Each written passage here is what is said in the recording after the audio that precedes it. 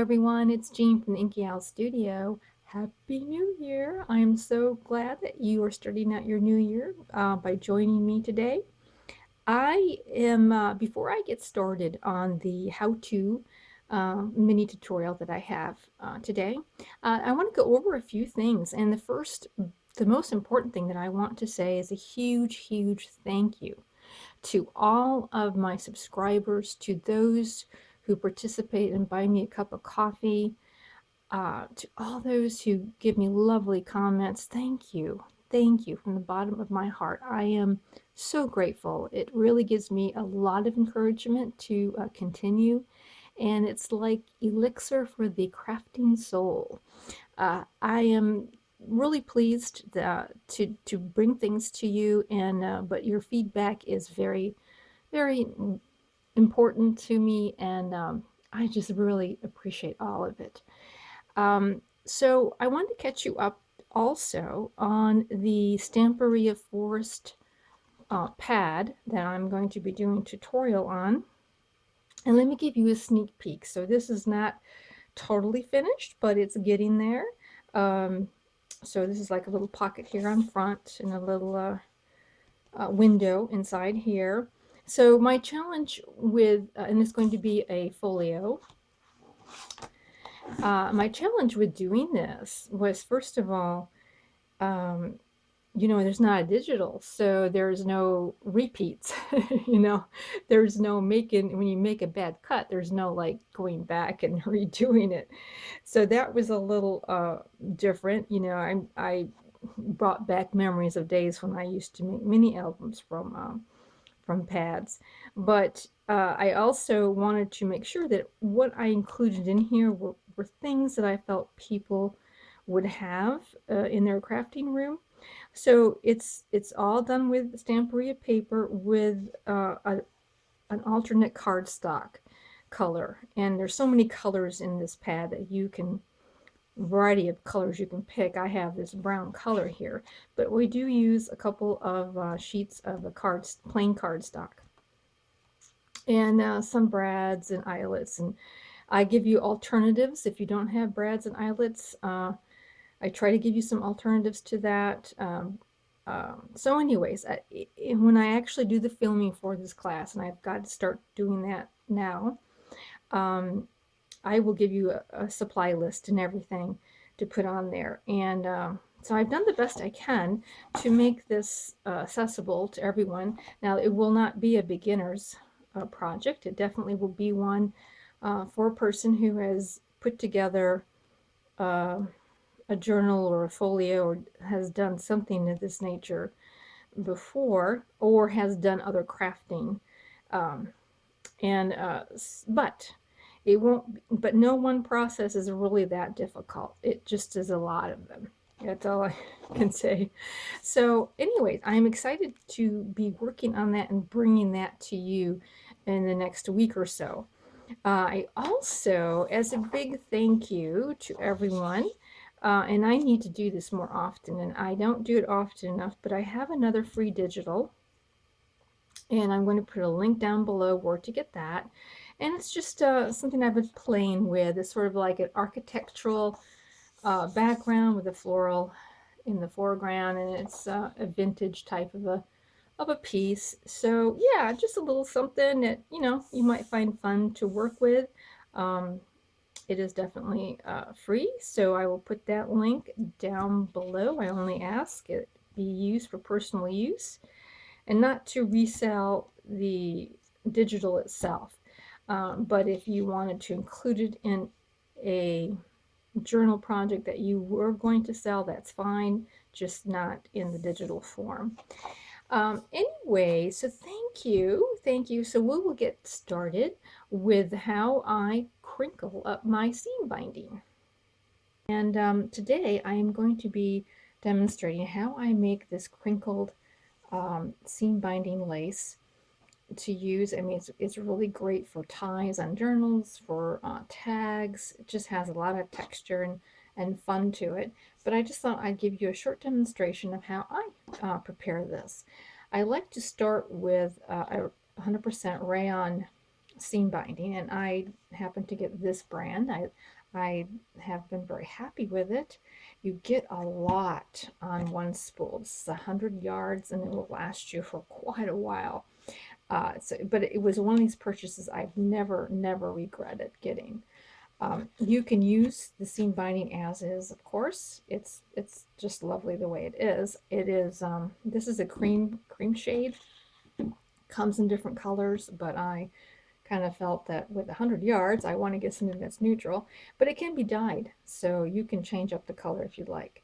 And so if you just look for seam binding, either on Amazon or Etsy or whatever, different choices will come up to you for that. You will need, to do this project, you're going to need some rubber bands, just simple rubber bands like so.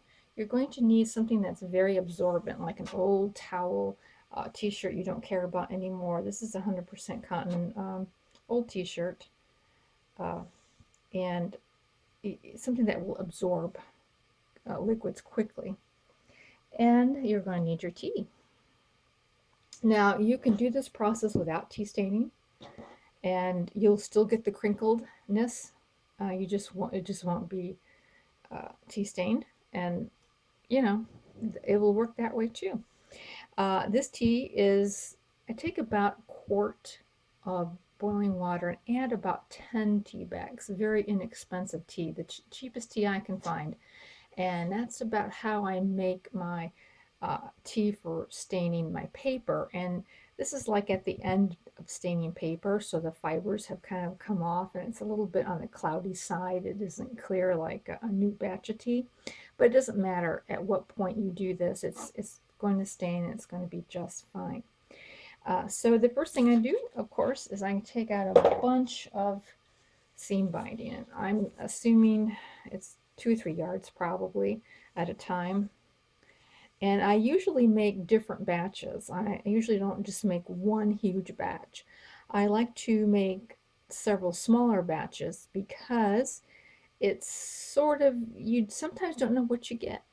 Sometimes one will be more crinkly than the other. It'll take differently. There's some variances on how this turns out. So therefore, I like to make the smaller batches. And I just, of course, put her right in and let her soak. Now, depending on how grungy you want your seam binding to be is how long you're going to let it soak. But really, 3 minutes would probably be the max for that. And so for this one, I'm going to let this soak for like 2 minutes. All right, I'm back. It's been a little over 2 minutes probably.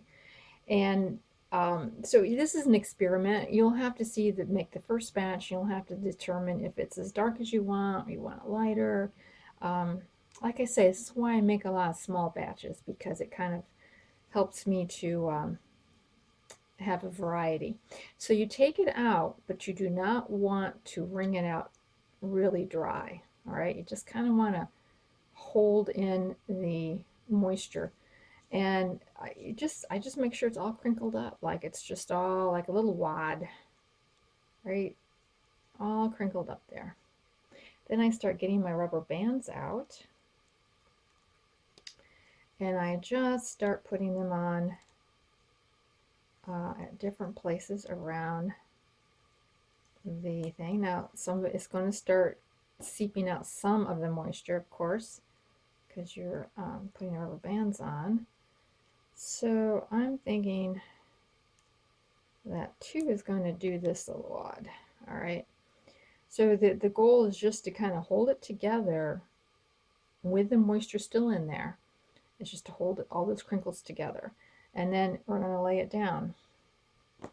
Now, this will take a few days to dry, and it depends on your environment. If you have like a dry environment, it may only take 1 day. Here in Florida, I usually let it lay a good day and a half at least. Like I would do it in the morning, and then maybe the evening of the next day I would, see if it was dried.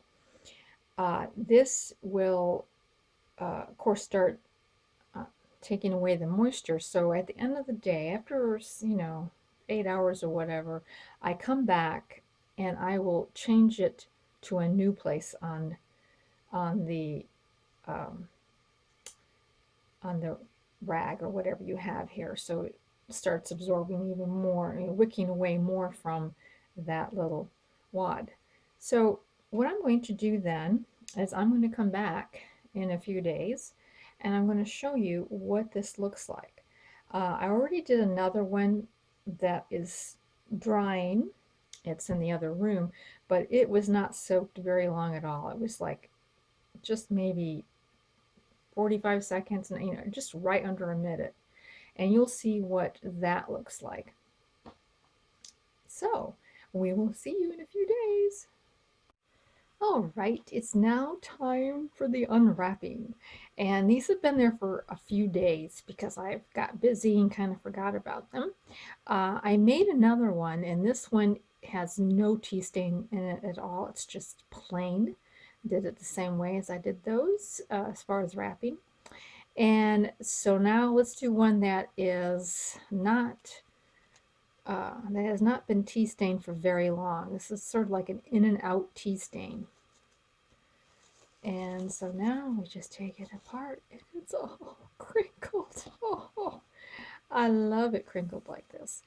Now, if you don't care for it being this crinkled, then I would suggest that you only let it set for maybe overnight, and then the next day take out the rubber bands, but let it gently continue drying before you start pulling on it, and it'll probably be a lot less crinkled. But I absolutely love this. This is really cool. Lots of fiber, or lots of dimension on in your tags, or however you want to do it. And so this one here was tea stained longer, and this is the one I actually did on the camera, and this one just a little bit more tea staining in there. So it is pretty much the same.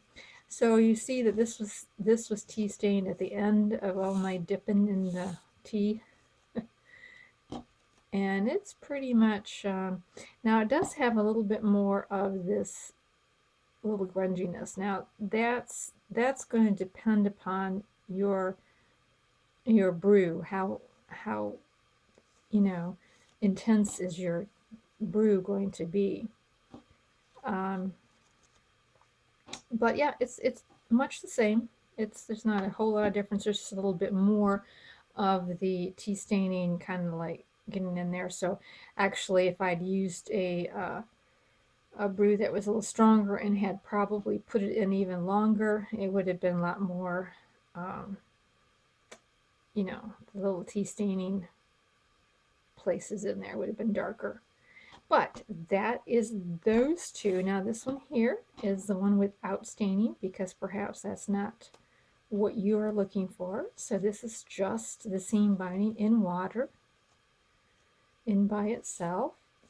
And this might be something you might want to do with colored seam binding, if you didn't want that color to be altered, because of course tea stain will make it more muted and darker.